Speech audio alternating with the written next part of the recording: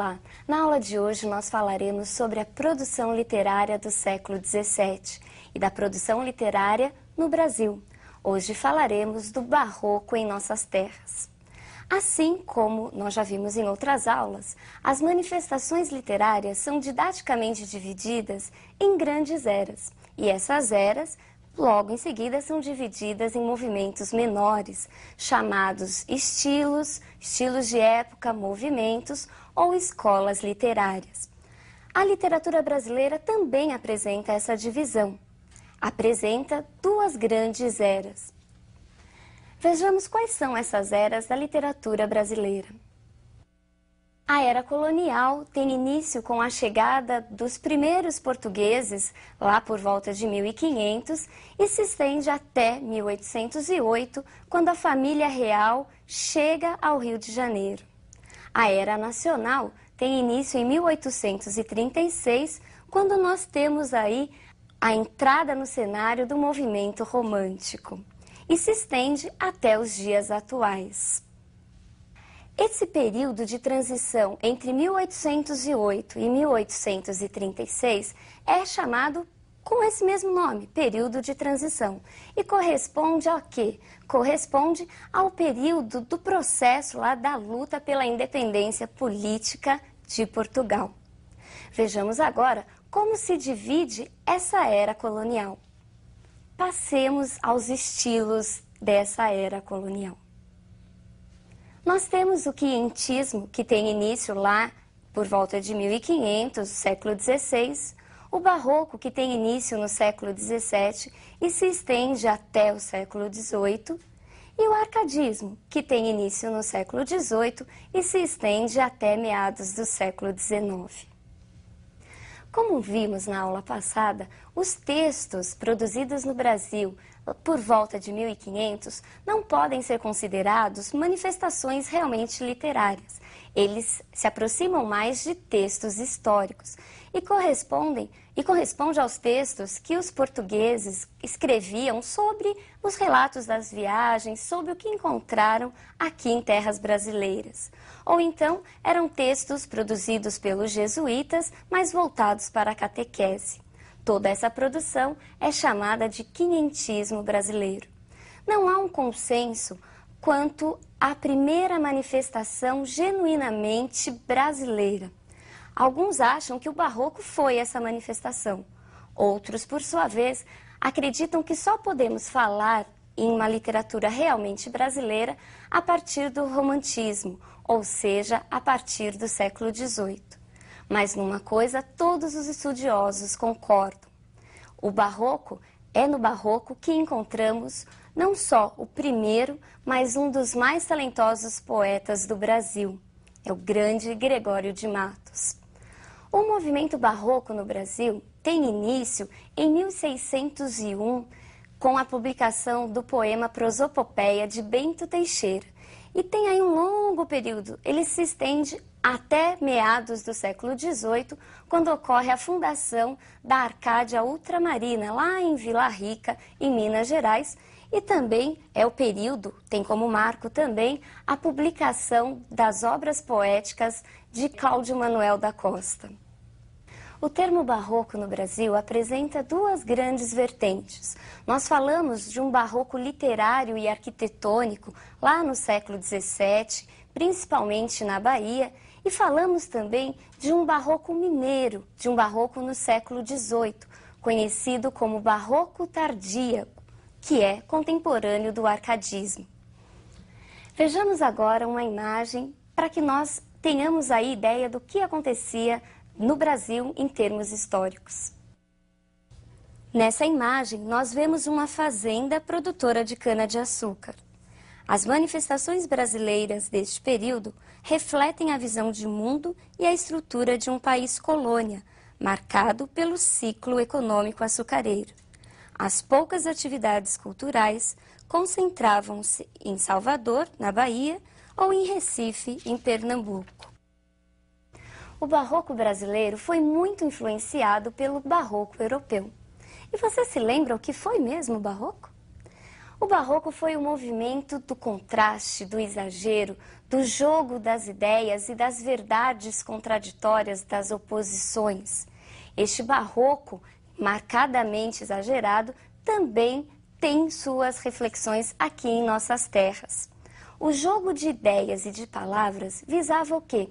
Visava não só a ornamentação, a preocupação com a estrutura formal do texto, mas visava também aquele jogo lógico, jogo de ideias.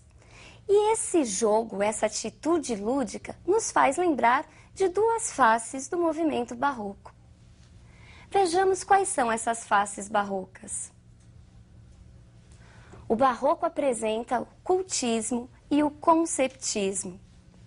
O cultismo corresponde ao jogo de palavras, à preocupação com a estrutura formal do texto.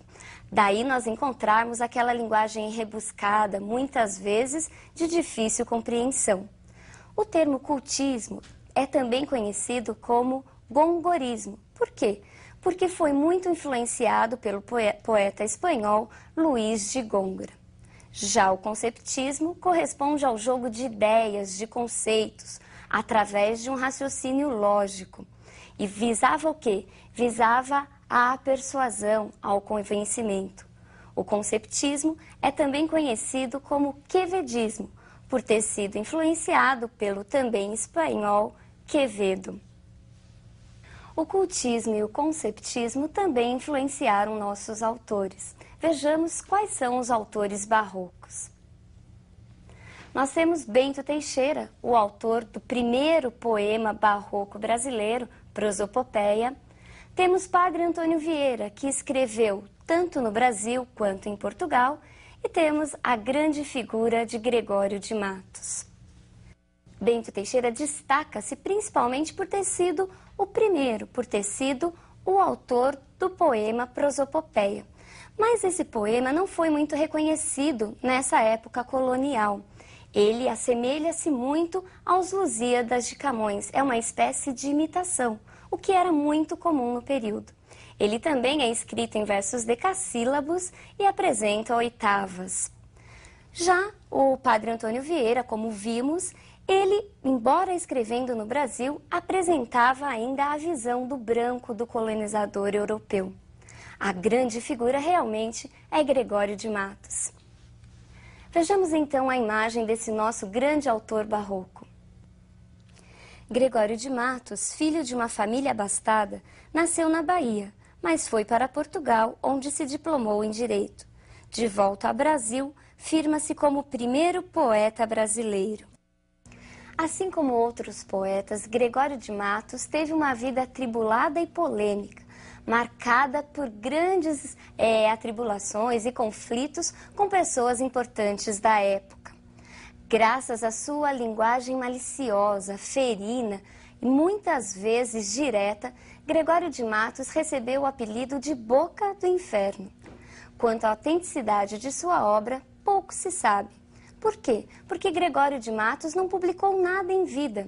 Ele não deixou nenhum texto autografado, nenhum texto escrito de próprio punho. O que se sabe, nós devemos a quem? A Academia Brasileira de Letras, que no século XIX fez uma coletânea com os seus principais textos, com sua obra. E aí nós temos 6 volumes com a obra de Gregório de Matos. O dualismo, o exagero, essa ambiguidade barroca também está presente neste poeta. Vejamos quais são suas principais características. Dualismo, insatisfação, fugacidade e ousadia. Refletindo o dualismo barroco, oscilou entre o sagrado e o profano. Ora demonstrava aversão pelo sagrado, pelo religioso, escrevendo textos sensuais e pornográficos. Ora, seus poemas apresentavam uma profunda devoção a Deus e aos santos. Insatisfação. Gregório de Matos foi um poeta insatisfeito, insatisfeito com a vida na colônia e com a sua inadaptação ao ambiente baiano, que frequentemente era criticado em suas obras. Fugacidade. Gregório de Matos deixou claro sua consciência sobre a transitoriedade da vida. Seus textos mostram frequentemente as vaidades humanas como insignificantes e passageiras. A ousadia, ao contrário do padre Antônio Vieira, que apresentava um caráter mais conservador, com uma visão mais europeia, Gregório de Matos é considerado um poeta inovador e irreverente. Mesmo adepto do cultismo, também cultivou o jogo de ideias presente no conceptismo. Embora conhecido basicamente como um poeta satírico, criticando as pessoas de seu tempo e as instituições, Gregório de Matos apresenta uma vasta obra. Vejamos as suas principais produções, em que gêneros ele mais se destacou. Sua obra se divide em poesia lírica e poesia satírica. E a poesia lírica, por sua vez, se divide em sacra, amorosa e encomiástica.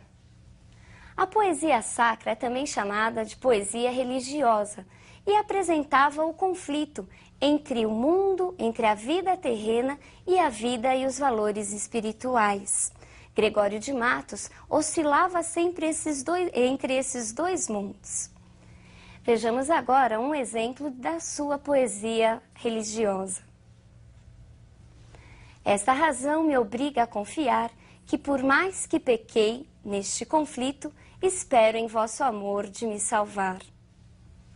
Na poesia amorosa, nós encontramos o dualismo barroco, nós encontramos a oscilação entre o amor espiritual e o amor carnal. Vejamos um fragmento dessa poesia. Ardor em firme coração nascido, pranto por belos olhos derramado, incêndio em mares de água disfarçado, rio de neve em fogo convertido. Tu, que em um peito abrasas escondido, tu, que em um rosto corres desatado, quando fogo em cristais aprisionado, quando cristal em chamas derretidas. O amor é finalmente o embaraço de pernas, uma união de barrigas, um breve temor de artérias, uma confusão de bocas, uma batalha de veias, um rebuliço de ancas. Quem diz outra coisa é besta. Perceberam a diferença? No primeiro, um amor espiritualizado, no segundo, um amor mais carnal. Gregório de Matos também escreveu a poesia encomiástica, ou seja, aquela poesia destinada à bajulação das pessoas importantes de seu tempo. Ele também escreveu, e é por isso que é muito conhecido, as suas famosas poesias satíricas, em que criticava não só as pessoas da época, mas principalmente a exploração de Portugal nas terras brasileiras. Vejamos agora um exemplo de sua poesia satírica. Que os brasileiros são bestas e estão sempre a trabalhar, toda a vida por manter maganos de Portugal. Maganos aí são quem? São as pessoas, os próprios portugueses que estavam lá para enganar, para explorar a nossa terra, para explorar o Brasil. Bom, pessoal, falar em barroco brasileiro é falar neste grande personagem, é falar em Gregório de Matos, conhecido por muitos como Boca do Inferno. Por hoje é só e até a nossa próxima aula.